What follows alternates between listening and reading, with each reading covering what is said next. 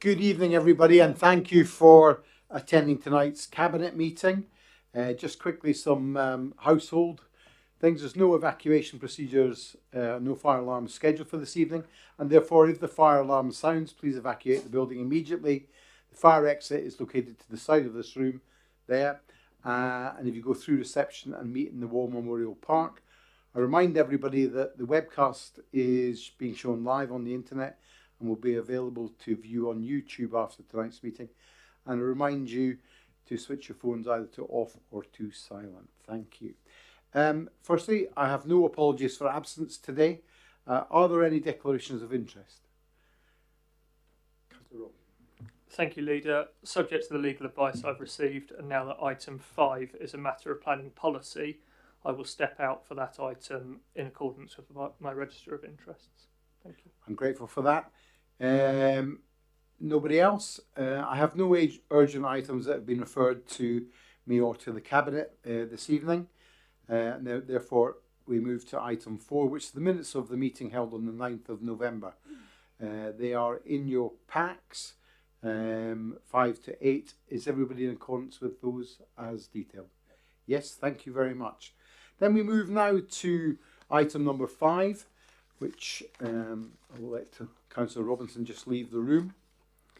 This is the implementation of First Homes and is brought to us this evening by Councillor Simon Bound. Councillor Bound. Thank you, Leader. I'm really pleased to bring this paper forward in front of us tonight. The plight of younger people trying to get on the property ladder is an issue that affects us all. First Homes will help to turn the dream of home ownership into a reality. This policy will see 25% of new homes built in our borough being made available to local people who are first-time buyers at a discount of at least 30%. This will see residents saving tens of thousands of pounds and ensure that they can live near their work, live near their friends, and stay close to their families.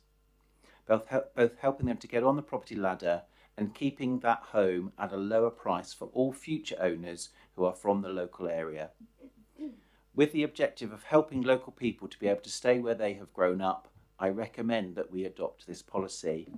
I would also encourage interested residents to contact the council to register on our low-cost housing register so that we can keep them up to date with opportunities for using the scheme to purchase their first home. Thank you. I'm grateful for that, and obviously the confirmation that we are looking to help the youngest and most needy to get onto the property ladder. Is there anything, Councillor Raphael? Leader, I too welcome this paper, and I agree with everything that the Cabinet member has just said. It is an exciting opportunity. It's one of those things when you look at it, you wish, well, why haven't we done this already? I mean, I feel as though we should have, but we couldn't because obviously it wasn't thought of. But I can't wait to see it come into action, and let's hope it works and does what it says on the tin. So I fully welcome this, and it's a really exciting opportunity. As a Conservative, I see this as well as obviously it will affect everyone and be a positive benefit to all in our borough. Thank you for that. Are we content with the paper in front of us that sets out the eligibility criteria for the allocations plan? Are we in agreement? Therefore, thank you, Councillor Brown. We move that forward. I move now to item number 6 on our agenda, and I'd like to invite Councillor Isaac to introduce this paper. It's the revenue budget monitoring for 21-22 for the second quarter. Councillor Isaac. Thank you, Leader, and good evening, Cabinet. This report for quarter 2 of the revenue budget underscores the continuing uncertainties and risks our finances are subject to because of the pandemic. It records a modest overspend of £80,000 compared to the latest approved budget. Income in particular from car parking, including season tickets and penalty charge notices, was lower than anticipated. This is reflected in an adverse movement of £340,000 since quarter 1, but the medium-term financial strategy risk reserve is in place This loss of car parking income was something that was budgeted for in the 2021-22 budget. There have been unforeseeable adverse movements since Q1, including the enforced closure and subsequent opening restrictions on the Aquadrome, resulting from government legislation because of the pandemic. Under our contract with the operator, financial relief is being provided. On a positive note, we've received higher government COVID financial support in the form of grants, and our property rents have performed well in line with forecasts. It is disappointing that income from building control inspections has fallen further than forecast. In 2019, the council held about 80% market share, which has now dropped to 67%.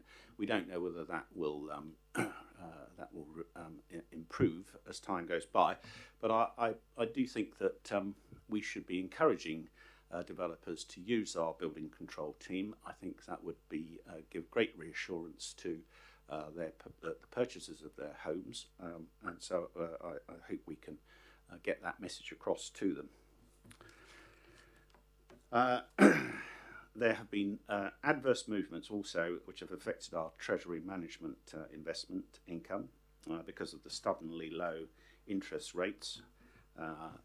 This is an area that is receiving active attention in terms of alternative sources of investment that will generate higher returns but still provide the security and liquidity that is necessary in managing public money.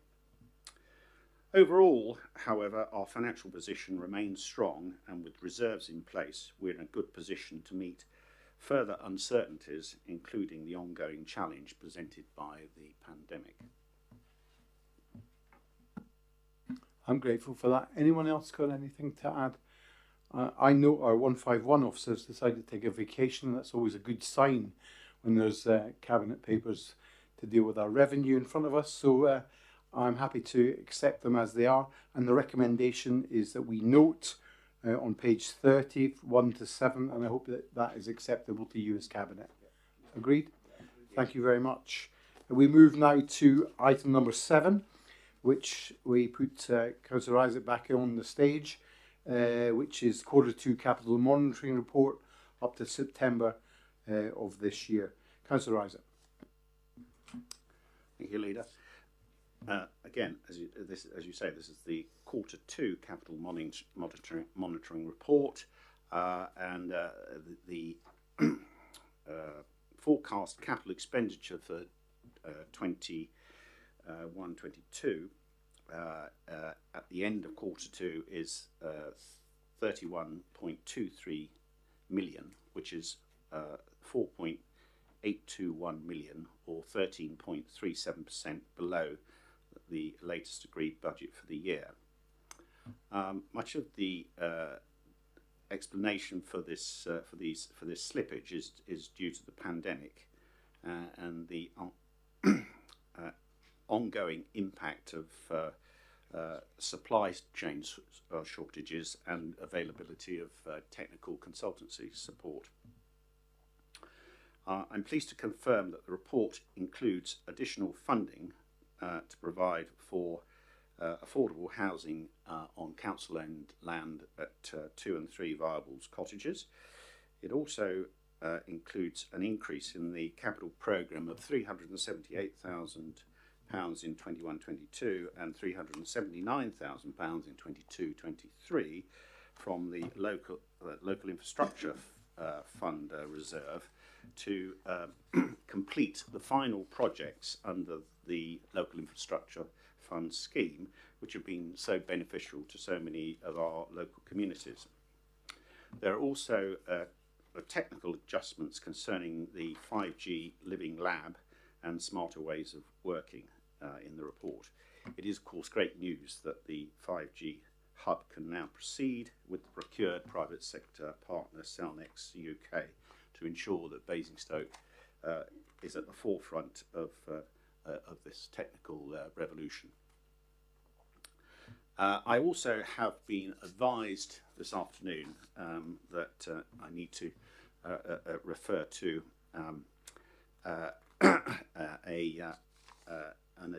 amendment, an addition to the report.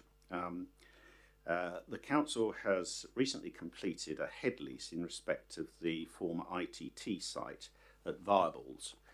This was the subject of a cabinet decision in December 2019. Construction work at the site was carried out by the developer St Modwin Developments.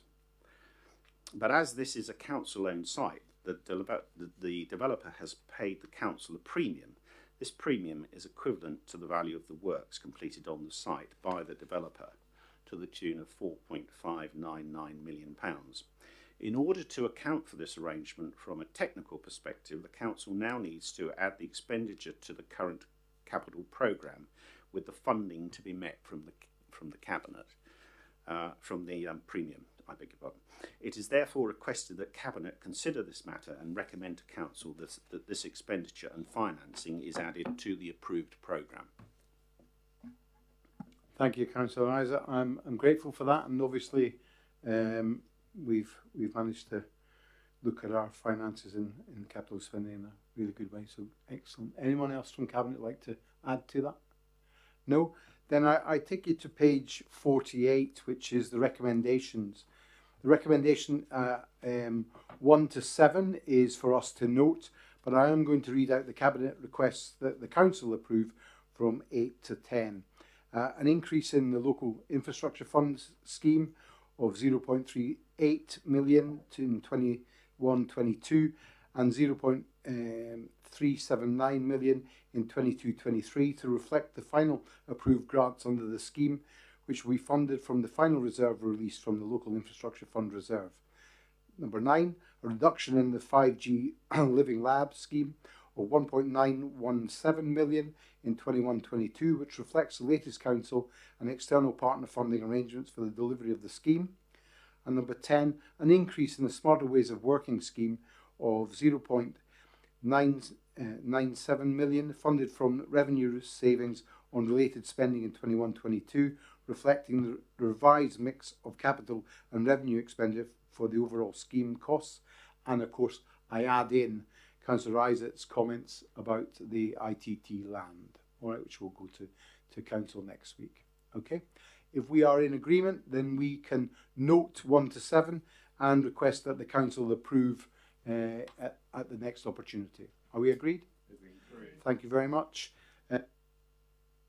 Then that is the formal business of the Council over, and I thank you for your time and attendance today, and I look forward to seeing you all again next week at full Council. Thank you.